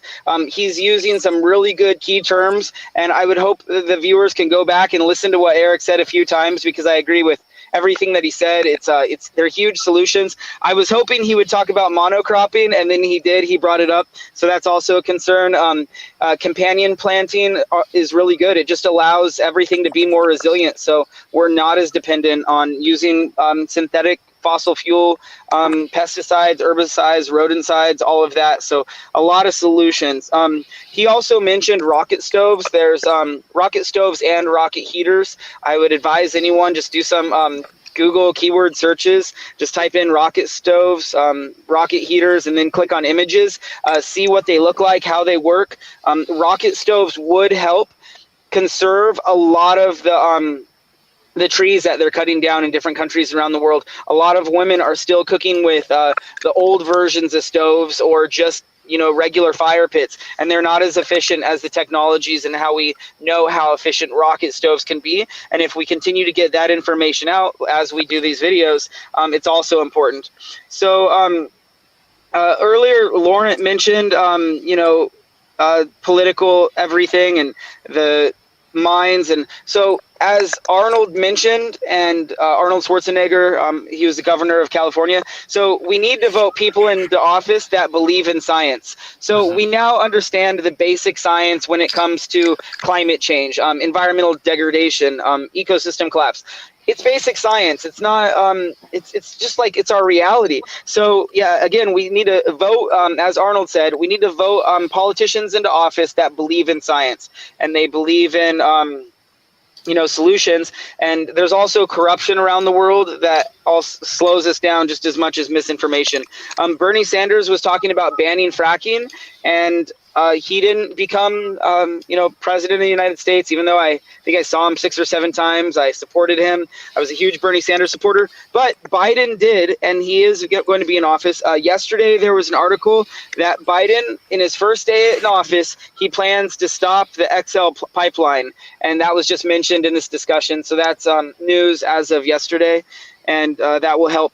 So as as Dave mentioned, or somewhere in this discussion, and the Alberta mine. So how do we get those corporations to stop these companies and corporations destroying the environment? We can't just tell them, we can't protest, we can't petition, corruption, systemic, and all of that. So it does have to do with like voting with our money. If we continue to drive fossil fuel driven cars and continue to consume fossil fuels, they're going to continue producing it. So if we can break it down into layman's terms, one easy way that we can describe this. So a lot of people don't like bottled water. They hate bottled water. They see all the bottles everywhere. Bottled water is causing pollution on a global scale. They're finding, bottles in remote areas of the world where there's not even people. So bottled, because of ocean currents and everything. So if no one bought bottled water, we wouldn't have that problem. So we can continue to get mad at the bottled water companies, or we can try to educate the consumers to vote with their money, have their reusable water container like I have right here, and like never buy bottled water. So we have the solutions. And then I just wanted to say, Kurt had a really good point. He used the term multiple times, diversity of tactics. When we have these discussions, this is what we're doing. We're talking about all these solutions. We're talking about all these tactics. And when it comes to solving climate change, solving environmental issues, we have to, not one thing's going to work with everything, because there's so many problems and we have so many solutions. So addressing one issue might take petitioning, might take protesting, it might take voting with our money, it might take education. So as we continue to focus on these solutions, we can use a wide range of diversity of tactics. So yeah, again, there's ecosystem disruptions around the world, and we're trying to build our ecosystems to become more resilient, and they do self-regulate and balance, but to a certain extent. With man's impact on the environment, we have destroyed so much in such a short amount of time that I'm surprised ecosystems haven't completely collapsed by now, because they are resilient and they can be resilient. So as Kurt mentioned, reintroducing wolves into Yellowstone balanced this system, because we removed the wolves, and as mankind continues to disrupt ecosystems, the good people of the world, or the people with the solutions, need to try to reintroduce species and try their best to lower the impact on those systems. So again, reintroducing species, and it's not only reintroducing animal species, as Eric might mention, or he has mentioned, it's sometimes reintroducing a native species into a certain region that helps rebalance that situation again. So Sharif mentioned something about agriculture, and I made a little note right here, and this is really interesting. So I do disaster relief. I've covered disasters around the world. So it was after Hurricane Maria, after like a week, I traveled all the way to Puerto Rico, and I went across the little island all the way to this port, and I was on the very first ferry that went to this really small island called Vieques. It's like 11 miles wide, 22 miles long. It's a really small island. So I was on that island like a week and a half, 2 weeks after Hurricane Maria. Complete devastation, a lot of suffering. Food shortages, no water. I mean, it was horrible. That was the eye of that hurricane went right over this little tiny island. So I was there for like a month and a half, 2 months, a long time doing disaster relief work. And it was a really wonderful experience directly helping the community. But what I noticed on that island, the whole time I was on that island, in my little golf cart, doing food distribution, helping people over the whole island, I only saw one person on that whole island that had a little tiny farm, like growing their own food. I mean, yeah, there was like some fruit trees here and there, but we need more people around the world that have the ability. They have good soil. They live, correct me if I'm wrong, like a Mediterranean climate. They could probably grow anything, and they were still going to the store to purchase stuff. It just doesn't make sense. Like when they can just get some, organic, non-GMO seeds and start their own garden, and that helps reduce their individual carbon footprint, because instead of buying food that was shipped around the world, they could just grow their own. It also just be a smart thing to do and help save money. And so if you have the ability, if you have land, if you have room, I'd always encourage growing your own food, or like we mentioned in other discussions, start with what you have. I mean, even if you have a couple little planters and a patio in your apartment complex, I mean, try to grow something. Then you also value food, what goes into food production. You're likely to waste less food, and it's another part of the solution. So I'm going to leave it back to the panel. Thanks. Thank you, Mr. Paul. Yeah, yes. I've been listening eagerly, learning all kinds of stuff from the on permaculture experts. But I just want to remind people. I'll call you all land lubbers, because land lubbers, right? Because we've only been talking about 30% of the surface of the planet, right? 70% of the surface is oceans. We've depleted, of course, most of the fish in the ocean. So there are fish. I don't know what people generally. There is fish farming in coastal regions, but it's very destructive, because it's generally just one species. But there is something called, we should talk a little bit about ocean permaculture or marine permaculture, because, it's a very key thing, which we're not really doing, but there is some work starting where you don't just have, a fish farm. You have fish, you have oysters, you have like one of the ways to capture huge amounts of carbon, and it seems very controversial, is iron is a nutrient which is in short supply in large parts of the ocean. Naturally, when you have dust storms in the Sahara or volcanoes or things, you get ash, and there is iron in these particular components, and it spreads in the ocean and fertilizes the ocean. So, dust from the Sahara fertilizes a lot of the Atlantic, for example. And when you get the iron, you get the phytoplankton growing, and then the zooplankton, and all the way up the food chain, proliferation of marine life. So there are some people that are looking at, seeding the ocean. Just Google iron salt aerosols, which is an interesting technique which can maybe reduce methane in the atmosphere, produce resulting more low-level clouds that block some of the sunlight to cool the areas underneath those marine low-level clouds. And also the particles eventually fall in the ocean, and the iron seeds the ocean, causing the phytoplankton blooms and so on. So there is a lot of work being done on this. I read a fascinating book a few years ago. It's called Seasteading, as opposed to, homesteading is on the land, permaculture on the land. Seasteading, it's by an author, and it is a bit of a quirky book. The author's name is Joe Quirk as well, believe it or not. But it's a legitimate book. I thought I bought it. It was looked kind of a joke to me, but I thought I learned an awful lot. One of the things that is recommended, and just to get you thinking about the oceans more, you know, we've domesticated a number of different species, right? For good or bad. I mean, it's actually, they've been important in the history of civilization growth, you know, domestication. You know, now we have way too many of them. For example, we have more chickens than all other birds combined, all other bird species.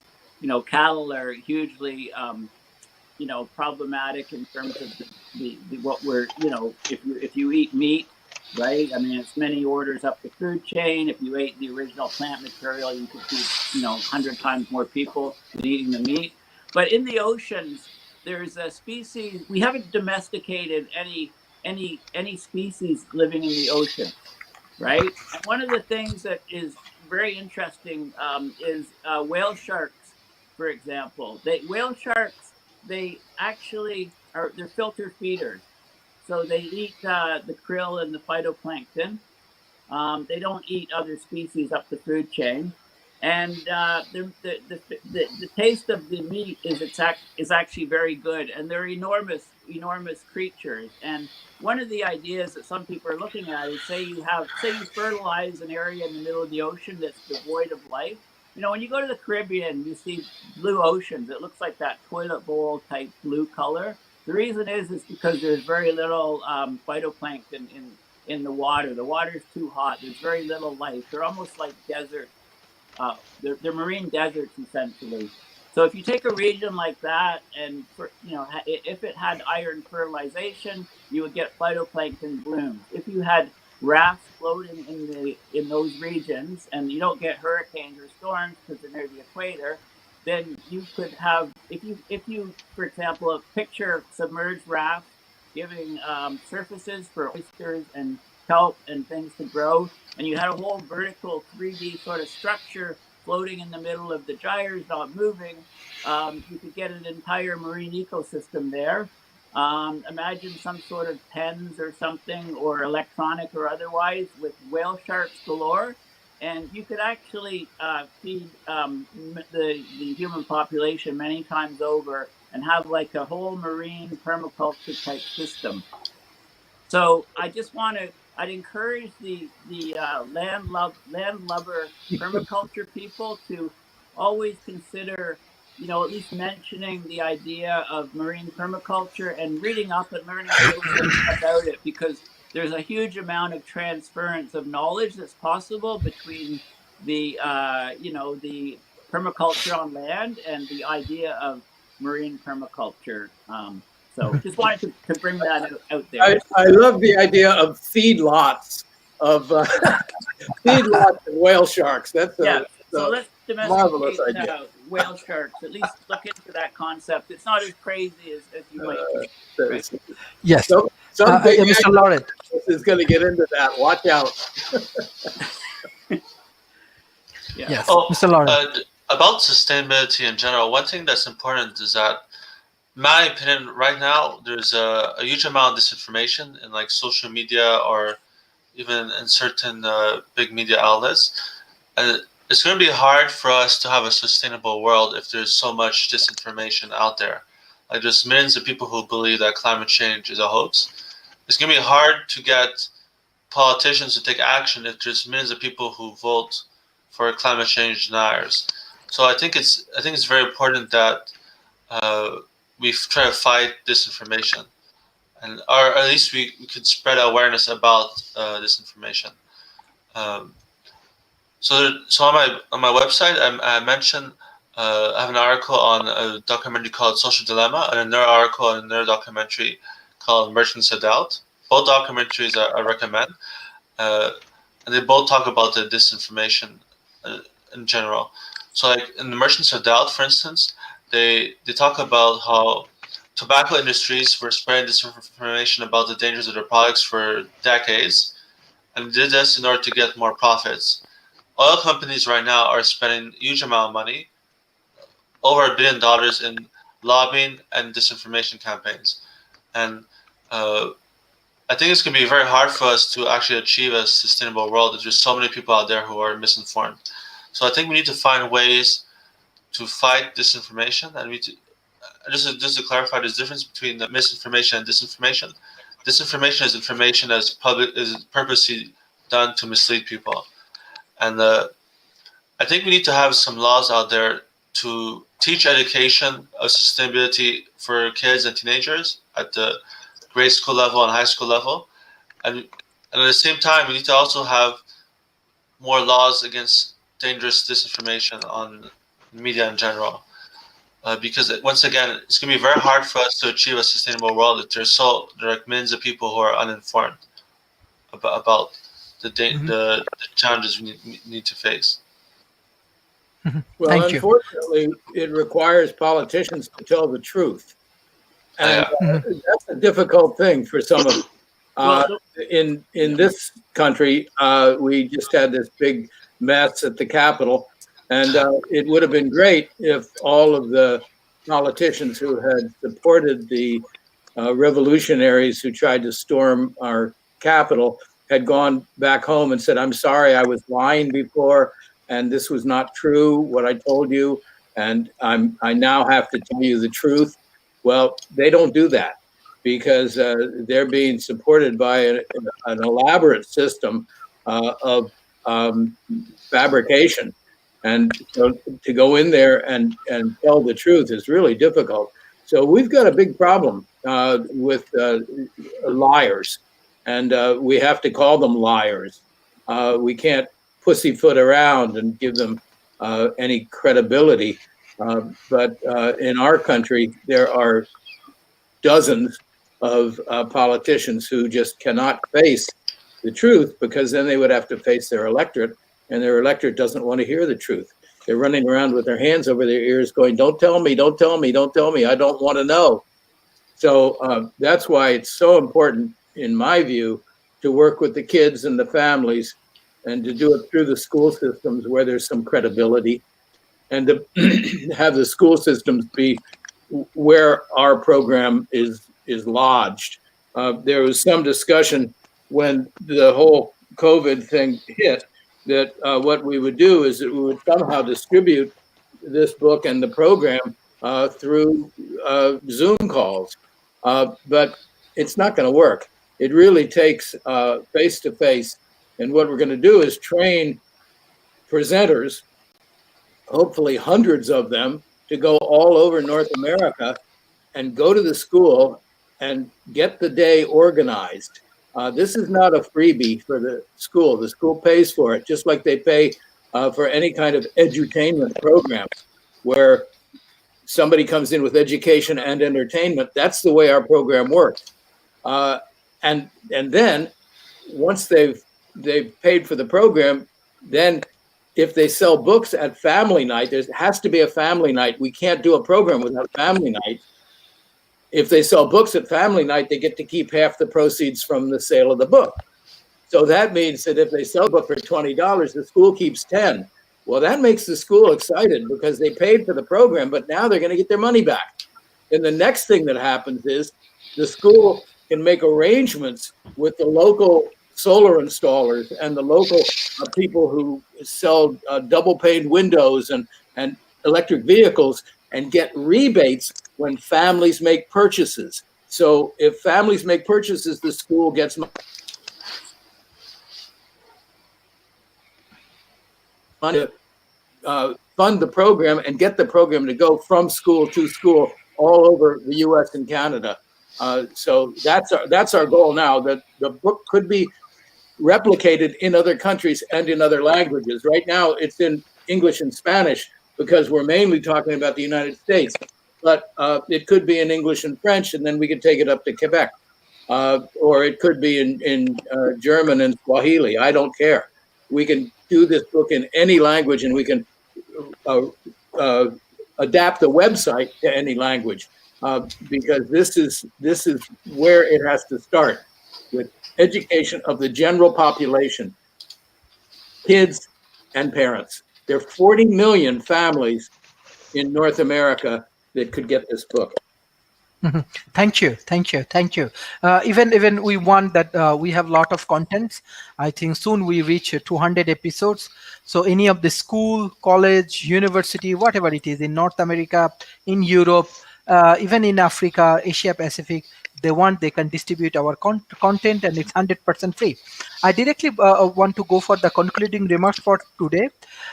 Even tomorrow we have session on climate change. Day after tomorrow we have green energy. So hopefully all of our speakers will join and they will contribute a lot. I want to start with Mr. Alex. Uh, can you hear me, Mr. Alex? Yes, thank you. Yes. All right. Yes. I want your concluding remarks for today. Okay. So, again, this has been a wonderful conversation. We have, professionals and experts from around the world. I really appreciate what Sharif is doing, what he's put together, how he's organized this. This is a huge part of the solution. It's getting all these people in one place, having these conversations, working through solutions, and at the same time, simultaneously educating other people. We have a lot of the solutions. We have the technology. We need the political will. We need the money, and we also need people to balance their time better. I mean, that's a pretty good summary. I mean, as Dave has the book, as Eric's mentioned some solutions, as Paul and Lauren have their perspective. So we have all this information, but we need in my opinion, and like it's been discussed, we need just the average person to care more. And as Dave mentioned, education of the general population. So that was really well said. So that's what we need. We need the average person to be more knowledgeable of climate change, more knowledgeable of what's going on in the world, more knowledgeable of environmental science, and starting to implement these solutions in their life. I mean, there are just so many things that we can do every day, day to day. It's not just voting with our money. It's just like how we spend our time, the conversations we have, and so many things that we do. And I've mentioned this in the past, and I'm disappointed that I live in the United States, where the individual environmental impact of everyone here, the average person, is just so great. It's so destructive compared to the average person living in a developing country, or living on the continent of Africa, or probably Australia. I mean, we just, here in America, we just waste so many resources. We waste food, we waste energy. We're living outside of our means. We're buying and owning things that we don't need, things that don't serve a purpose. People here, they have 2 or 3 houses, or they're traveling and they don't even live in these houses. I mean, they have extra cars. It's just disgusting. I mean, how many people just waste food when people in developing countries are starving around the world, or they make like $2 to $5 a day, and here we waste so much food, so many resources. We just take so much for granted. And when we in America, or maybe there's other countries around the world that I'm not going to mention, but the damage we're causing, the environment, ecosystems, and what we're contributing to climate change is affecting innocent people around the world, and people that are susceptible to hurricanes and cyclonic activity, people that are living in close to the equator, that are susceptible to food shortages and water shortages because the desert for I can't say that word, it's too early, because there's deserts around the world. So it's frustrating that I live here in the United States, and I mean, I try so hard to get my family and my friends, and I've been doing this for almost 2 decades now, that I've been studying environmental issues and climate change, and it's just so frustrating that I've seen the problems, I've had the solutions, and the whole time over the last few decades has been me just desperately trying to reach more people, to get more people to care, to get more people to take action, to get more people to make a difference, in their surroundings, voting with their money, and just helping. And has the two steps that Dave mentioned. First is knowledge and then it's action or activism. But yeah, we have so much work to do. We need more people to care.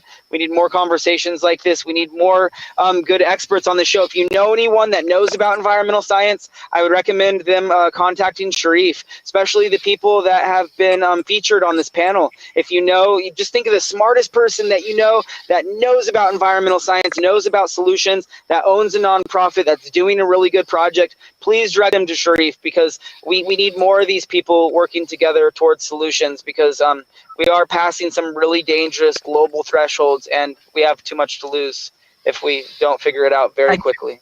Yeah. Thank you, Mr. Alex. Mr. Paul. Yes. I want to first thank everybody that's all the panelists and all the people that are watching. Another great session. Thanks especially to Sharif and Alex for being very persistent to get me to join the show. Right? I know it was a bit of work for you guys, but persistence does pay off. I'd like people to remind people or tell people that my website or blog is paulbeckwith.net, and I'm an engineer, a physicist, a climate scientist. I teach oceanography, meteorology, climatology, occasionally at the University of Ottawa. I'm an avid chess player. I've been trying to get my message about how we're in a climate change emergency for many years, mostly via YouTube videos, 15-minute long YouTube videos. I've done over 1,000. Yeah, now. check out Paul's YouTube. Nice YouTube. Really all good. Different topics on climate change. Just search. I've covered all different topics.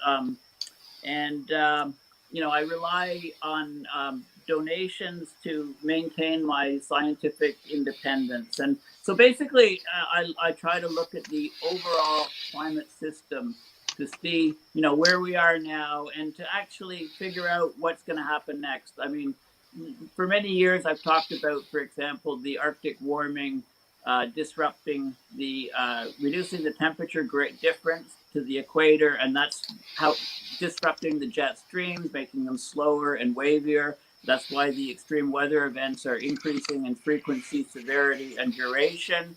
And the feedback from the Arctic, we're losing our snow and ice in the Arctic, and the jet streams will be further disrupted and get locked into place, and therefore it threatens the global food supply. So trying to figure out the time frames on when these things are happening, that's really my emphasis of what I do.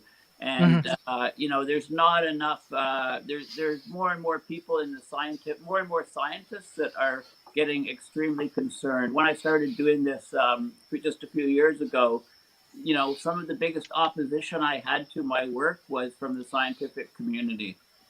Scientists are specialists, right? They look at a very narrow thing, and you ask them about a topic outside their specialty, whether it be one glacier on one island in the Canadian Arctic or, one molecule in the atmosphere or something. They're very specialized and reluctant to talk about the big picture, and that's changing now. There's more and more scientists that are starting to consider all of the components and talking.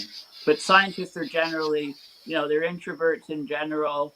They just rather sit and work in their lab and do their thing, but now more and more of them are starting to become media, savvy and so on, but there's still a long way to go. We need to get, and again, I really think if the U.S. government was to recognize climate change as the biggest risk, right, then use the military budget for a year or two, put all those scientists and engineers to work on permaculture, on renewable energy, on ways to pull carbon out of the atmosphere, instead of just devising new and more sophisticated and cheaper ways to kill other people around the world. Right. I mean, that's one of the key factors. So I always try to push that. So thanks everybody, and I'll join again tomorrow for the climate change session. Thank you, sir. Mr. Eric. Yeah, I definitely want to echo a lot of Paul's sentiments there. Thank you all so much for being a part of this and for having me on here. There was several points that I'd been researching last night that we didn't even get to touch on. One of them was seaweed cultivation and ocean permaculture and utilizing that because they're incredible builders of biomass and accumulators of nutrition, very deep nutrition that is oftentimes missing in our modern diets, in particular iodine. As well, the importance of preservation of wetland habitats. I think it should absolutely be a crime to do anything that disturbs wetland habitats because they're so incredible at carbon sequestration and just so essential to maintaining biodiversity. The other issue that we didn't even get to touch on is regreening of deserts. Even the Sahara Desert at one point was a lush tropical rainforest, and poor land management strategies by humans is quite possibly the reason that that habitat is now a giant desert. And there are steps that we can take to reverse that. There's a number of different people who have been working on this at various scales. And, that brings it right back to Dave and Lauren's points of how important, and Alex and everybody here has mentioned at some point or another, how essential education is. And so please, if there's anything that you take away from these conversations that you integrate and implement into your life, share it widely with everybody that you care about and really just anybody who's willing to listen. Because we need to get this message out as rapidly as possible. And I just want to say thanks to everybody, and please be good teachers and be good experimenters and develop a deep, meaningful, loving relationship with plants, because our lives depend entirely on plants, and that includes the microalgae and macroalgae. And for the few people who have been asking a lot about economics, if you want to know what the economics of the future are, one of them is definitely cultivation of algae, and both macro and microalgae, and cultivation of fungi for biomaterials. And there's so much research that needs to be done in so many fields of alternative energy, and education is something that you can do from anywhere in the world, as we're seeing today. So thank you so much, Sharif, and everybody else for being on here Thank you. today. Appreciate you a lot. Thank you. Thank you, Mr. Laurent. So before Alex Londos mentioned how in America they consume more than other countries, and I just want to give a few statistics. So on my website, I have an article on the film Before the Flood, and they mentioned that this is a movie made in 2016, and basically the electricity consumption of one American is equal to 1.5 citizens of France, 2.2 citizens of Japan, 10 citizens of China, 34 citizens of India, and 61 citizens of Nigeria. So basically, on average, Americans consume way more electricity than many other countries out there.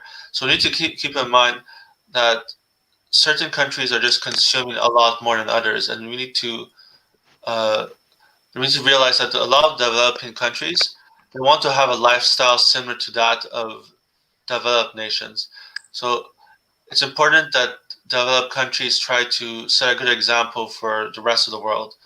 So that's another point to keep in mind. Also, I noticed that Dave and I were both members of Climate Reality, if I'm correct. Yeah. So if people want to learn more about climate change, they have a bunch of trainings. They're doing trainings in 2021. So if people go to the website of Climate Reality, they could learn about these trainings. And basically, members of Climate Reality do a lot of different acts of leadership to spread awareness about climate change.